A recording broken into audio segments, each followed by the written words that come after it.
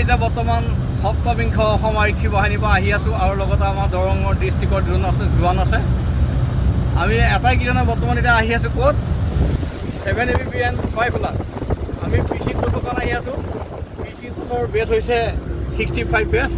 গতিকে আটাইকেইজনে একেলগে একগোট হৈ হাঁহি ফূৰ্তিয়ে যাতে আমি ট্ৰেইনিংটো পাছ কৰি আহি গন্তব্যস্থানত যাতে আমি পৌঁছিব পাৰোঁ, কাৰো যাতে বেমাৰ আজাৰ যাতে নহয়, ঘাট প্ৰতিঘাত ঘটনা দুৰ্ঘটনাৰ পৰা আমাক দূৰতে ৰাখে। সকলোৱে একমত এক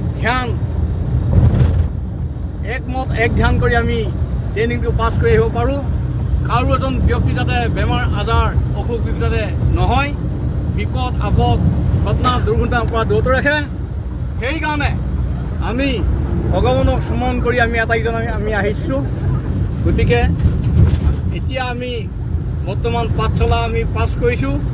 তাৰ আগতে ঠিক অলপ 2-1 ঘণ্টাৰ পাছতে আমি নিজৰ গন্তব্যস্থান গৈ পামগৈ আৰু সকলোৱে একগোট হৈ আমি অহাকালি মঙলবাৰ অৰ্থাৎ 20 তাৰিখ আমি ট্ৰেইনিঙৰ কাৰণে আমি সাজু হ'ম।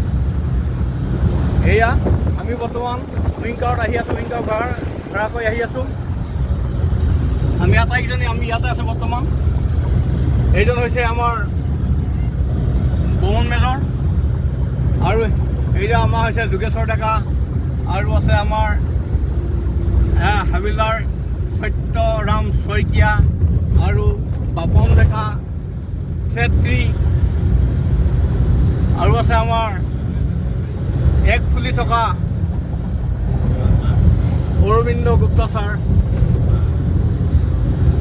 আৰু কখন সিংৰ নামকে পাহৰিলোঁ। আটাইকেইজনে আছে বৰ্তমান আৰু আছে শুক্লেশ্বৰ দৈমাৰী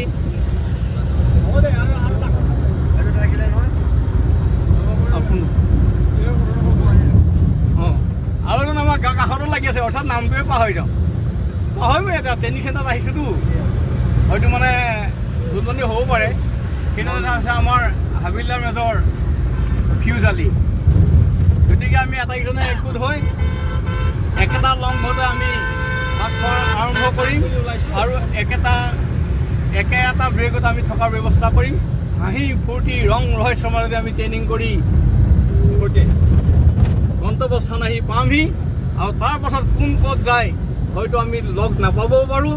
সেয়েহেতু আমি আজি একগোট হৈ আমি বৰ্তমান এই মেজিকখনত আমি একগোট